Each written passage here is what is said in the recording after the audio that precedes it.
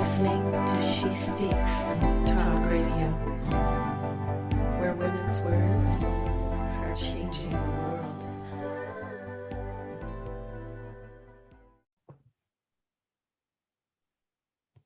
Hello and welcome to another edition of Coffee with the Coaches, the Red Sisterhood with Helen and I. We always have a little thing beforehand about what's come up with us in the previous week and where Spirit have pointed us to talk. And it's been a bit of a tricky one today because we've had a lot come up and we've gone round and then we remember that we're kind of talking the show before hitting record. So we've hit record after probably doing the show before hitting record to the point that Coffee with the Coaches is like a mouthful left as we do this. So welcome. I'm going to hand you over to Helen because today we are going to talk into gratitude. And Helen and I have both had very different experiences with gratitude, but both equally love it. So over to you. Thanks. I'm sorry if you are joining and listening to us now that you've missed all the best content before we've even hit record. Nah, just kidding. So like Lisa said, we're going to be talking about gratitude today, and it is something that we kind of bang on about a lot, but that's because it's, for me, so simple and so powerful. Now, it's probably got a little bit buzzy in the world. So in terms of, you know, how we talk about self-care and not the sexy self-care, like where you're Insta-worthy baths and actually doing the work and taking care of yourself. Gratitude for me feels a little bit like that. It's kind of, it's out there, which is bloody incredible because I want people to do gratitude practices and be bringing that into their world more, but also I think sometimes we overlook stuff and the value in it when it becomes a little bit buzzy. So gratitude, for those of you that are joining and thinking, what the hell am I talking about? And you probably associate gratitude with, I guess, showing gratitude. So someone holds the door open for you, you say thank you, you're showing your gratitude. You would leave a tip at the end of a meal to a waitress and show your gratitude in that form, and maybe not recognize that actually we can use gratitude as a practice and taking time out to consciously focus on the things in our life that we have to be grateful for. So just before we kind of delve in on our experience and our opinions on it, just kind of giving you a very little background of what gratitude is, so that hopefully, if you've never heard of it, it makes sense to you when we're rambling on. Does that make sense?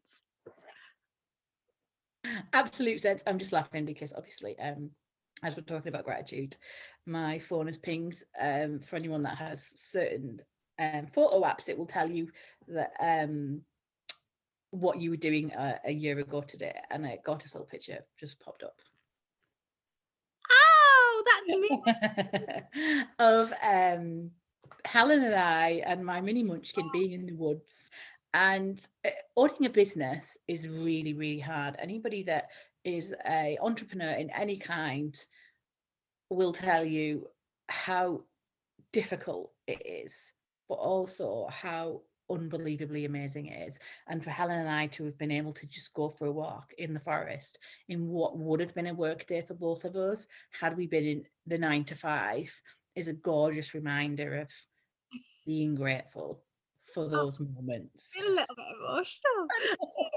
I think it's right, like for me, and I know we've done this before, like we've literally, it's been Monday morning, 10 o'clock, and me and Winter are on the beach, and we're like, oh my God, I'm so grateful that we can do this. And then there's times when we're like, business is savage, what the heck are we doing? Like, and actually gratitude pulling us through that is so important, and it's making me laugh, and just because of life, isn't it? Like you're always kind of guided and shown stuff, and for those of you that know me and Lisa, obviously we totally mix in the world of woo, and if you listen to this, you've probably got that. So being guided and getting the messages and the signs constantly, it's hilarious. Like there's times me and Lisa have been sat there with stuff all out on the floor, mapping out business, thinking, shit, we don't have enough time in the world. And then all of a sudden a song will come on the TV or the radio with little hidden messages, and we're both looking at each other and laughing like, okay, universe, we get it. So actually taking time to focus on things that you feel grateful for can really help when life feels challenging. Have you got any particular stories or kind of memories or snippets that's come into mind when you think about that, Lise? For me, in terms of gratitude, I think it's understanding how your ideas and ideals can change. So for a long time, I would use gratitude as a mask, and I would use it to give the world this idea that everything was okay, not trying to convince anyone else, but kind of convince myself. So it was the kind of toxic positivity, people pleasing. If I show up happy, being grateful, then things won't be overwhelming. Whereas now I understand that when I'm feeling overwhelmed, just accepting that, leaning into it, and then bringing myself into the moment will help me feel that gratitude in a way that's natural and not forced. And nature for me is the single, I can't be in nature and not be grateful. So when we were in the forest, when we were at the beach, 10 o'clock in the morning, it goes hand in hand to me taking that moment to be part of the world as it stands, as in earth, not as in the construct of our world and the busyness of life, but being part of the natural world naturally makes me feel grateful. I love that. And I think when you were talking there, it just reminded me of that time we held a circle on the beach, and we're there, the sun's setting, it's bloody gorgeous. And all of a sudden Lisa was like, what the hell's that in the distance? And everyone kind of turned and looked in the opposite direction to where the sun was setting. And you could see this ball of red light. And we were like, what the hell even is that? And time kind of froze. Like, I genuinely don't know if we sat there for 4 minutes or 40 minutes or 4 hours, because we were just so in awe of, and what we figured, it was the moon rising. It was this gorgeous, beautiful red moon rising. So to the left, we had this incredible, beautiful sunset. We had this landscape of like seaside, and then on the right we had the moon rising, and we sat there with a fire burning, music playing, good company, and like I genuinely could have burst in that moment from pure gratitude. And for me, when you feel that naturally, when you naturally feel grateful, nothing else can beat that. Like, I'm alive. I get to witness this. Like, no matter what had gone on in that day, or even 10 minutes before, or whatever, like being in that moment and naturally feeling grateful without it being forced, it's just incredible. And actually, I believe that there's scientific research that shows that gratitude is kind of the king of positive emotions. So there is this kind of upward spiral. So you've probably heard a downward spiral, where we're thinking about one bad thing and we can quickly spiral through negative emotions, but the opposite, like using gratitude as a way to upward spiral. And there's the practicing it maybe feels a little bit forced, but by practicing it daily, we're rewiring our brain to focus on the things we feel grateful for, so that in the moments like the sun setting and the moon rising, get them right, we naturally recognize that gratitude, we naturally recognize them feelings, and it just comes flooding in. And for me, that's just something so special. When life can get really tough and challenging and we can face adversity, there is always something to be grateful for. And sometimes we don't see that, and sometimes we don't see the simplicity in that. Walking in the kitchen, turning the tap on, there's clean, fresh water. Like, not everyone gets that luxury, but we have that, and I'm grateful for that. So even in the toughest of days, I've got simplicity. But exactly like you were saying, Lise, it's not instead of. Feeling grateful is not instead of. I can be having the shittest day and be angry and upset, and I'm not going to go, oh, I'm so grateful I've got clean running water, I don't feel them feelings anymore. It's not about that. It's actually, I'm angry, and feeling that and processing that, and I've still got things to be grateful for too. Isn't that true? Yeah, 100%. 100% that it's understanding as well the different types of gratitude. You know, I've said this to Alan before and I say it a lot. Not every day is amazing, but there is something amazing in every single day. Like, no matter how bad your day has gone, you will have had some kind of little nod from spirit to say there are still amazing things in this day that can happen. And feeling that natural conscious connection to Mother Earth is a gratitude that runs throughout your human, your heart and your soul. But it's also still really important to cultivate that gratitude mindset, as Helen said, and take time to think, okay, it's the end of the day. What 3 things today am I grateful for? What 1 thing today am I grateful for?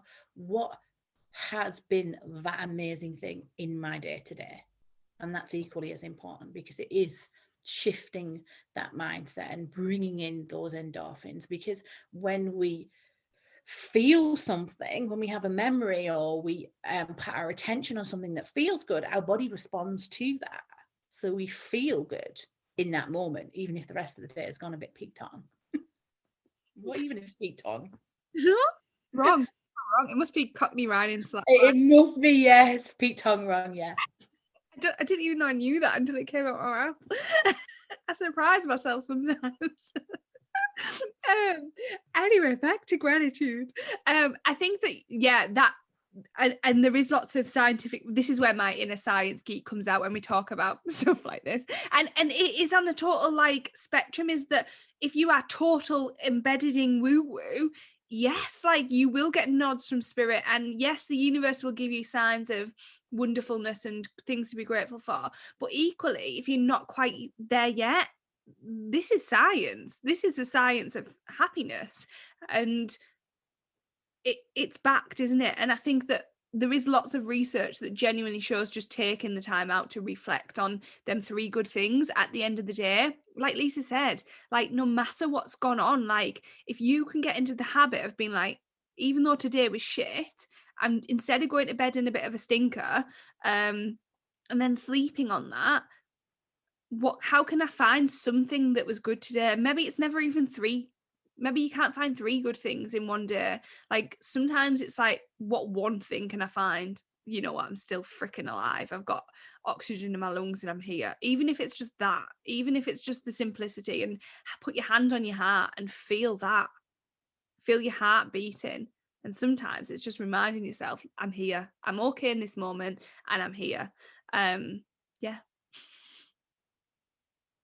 And that is a really great way to do it. And when I am feeling like the walls are closing in and the world is too much, I'll stop. I will literally stop and do exactly what Helen just said. Take a moment. And if you can physically put your hand on your heart and focus on your breath and just think, like in this moment right now, I've got everything that I need. Like right now here, talking to Helen, I literally have everything that I need. And I may have things I would like more of, or that there may be things that tomorrow or in an hour may come back in as a thought. But right now, here in this moment, I absolutely have everything that I need. I love that. And I was just thinking there, it's like, you know, when you look back on times in your life where at the time you were like knee deep in shit and thinking, fuck me, this is tough. And then you look back now and you're like, oh, isn't it interesting? If that hadn't have happened, I wouldn't be here. I wouldn't have met them. I wouldn't have made this choice. I wouldn't have had to make that decision. And you have all that wonderful things that actually looking back, you're probably grateful for. But when you're in it, you can't see it. And that's absolutely under no circumstances kind of sugarcoating any kind of traumatic event or anything like that. But little adversities where you can now see and connect the dots looking back and make sense of that was meant to happen. Like if they hadn't have left my life, or I didn't have that breakup, or I didn't get fired from that job, or whatever it is, actually, when you look back and be like, I've always wanted to start my own business, and now I'm grateful that I had that opportunity. Handed my notice in, and that was fucking terrifying. Whatever it is, when you look back, I'm sure there's points in your life now where at the time you genuinely thought, I don't know how I'm going to get through this. But looking back, you're grateful because it gives you that fucking grit and that determination and that resilience and strength. And for me, if we're thinking about the kind of leaning into the total woo-woo hippie side of me, it's kind of like it's making you what you need to be for the next level. Like, the universe wants you to succeed. It wants to give you all your desires. But if you got them too early, you couldn't cope. You wouldn't be ready. Like, sometimes it's shaping you and building you and giving you them tools and skills and characteristics so that when you get what you want, you can fucking boss it. And we can be grateful that the tough times have made us who we are, because then we get to go on and be who we're meant to be. Yeah, absolutely. 100% that. And And didn't I? didn't you? It's been off on It is that. It's just being okay with wherever you are and whatever you're going through, and knowing that this too shall pass, because it will. The good, the bad, the things that we don't think we're ever going to manage, but we do. And if you are ever at a point where things feel unmanageable, this too shall pass. No one is saying in that moment be grateful for feeling at a loss or at a wit's end, because that's the toxic side of gratitude. It's, when you're in it, there's times when you can't be grateful, and that is okay. But this too shall pass, and your presence is needed now and always.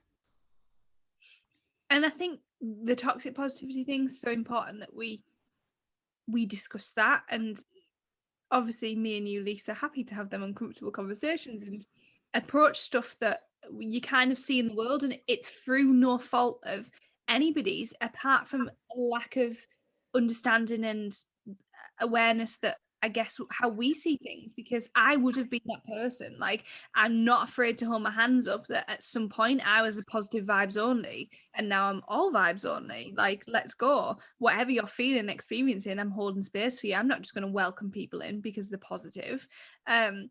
And the same with gratitude, is there'll have been times when I've been like, be grateful. There's always something to be grateful for. And probably toxic positively shamed myself. Toxic positively, that's a total new word, isn't it?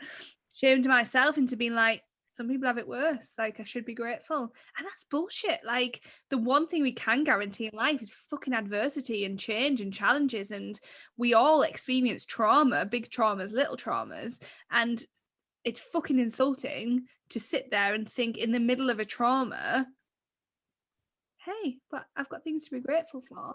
Like, feel the feels, like, acknowledge them, make them valid. Like, we're not saying to you, let's sugarcoat shit up, because we're not. Like, and anybody that does, I would just say that it's a pure lack of understanding and awareness of emotions and processing them and being healthy.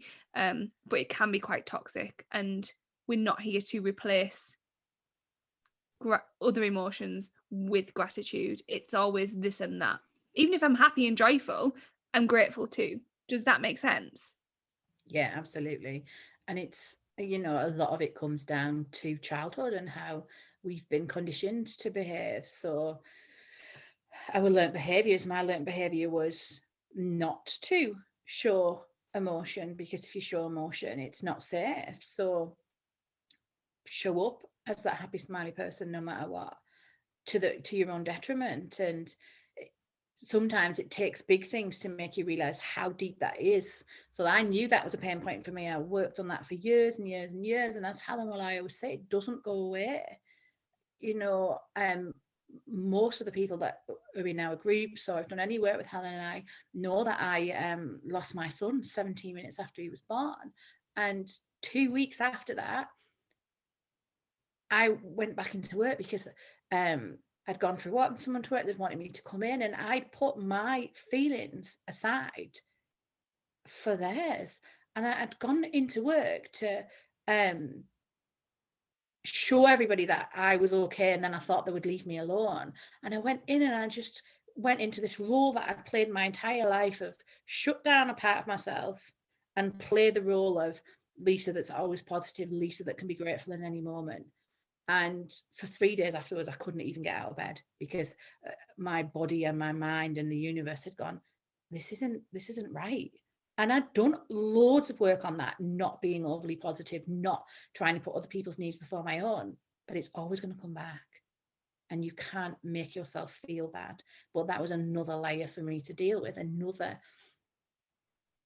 entrenchment of this is really, really toxic for me. And although I've done a lot of work on it, there's still a lot of work to do, if that makes any sense. Yeah, and it's the safety and the familiarity, isn't it? And it's like, this is really challenging, so I'm just going to go back into this old shell.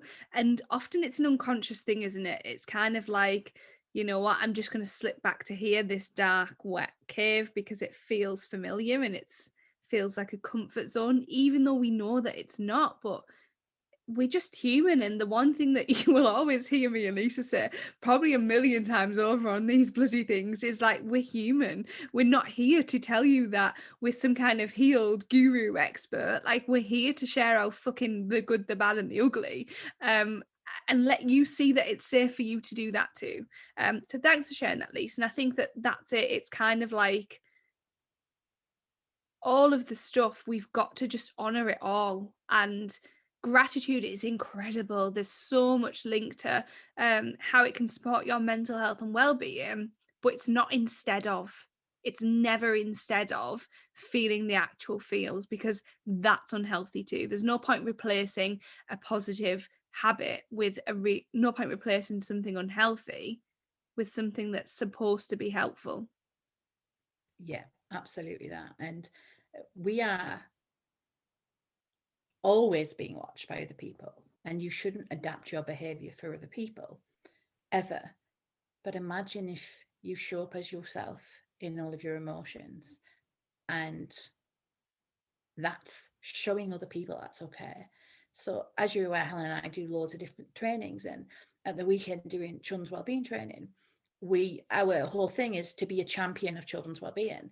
To be a champion of children's wellbeing is to be human. You know, it's not to be a superhero.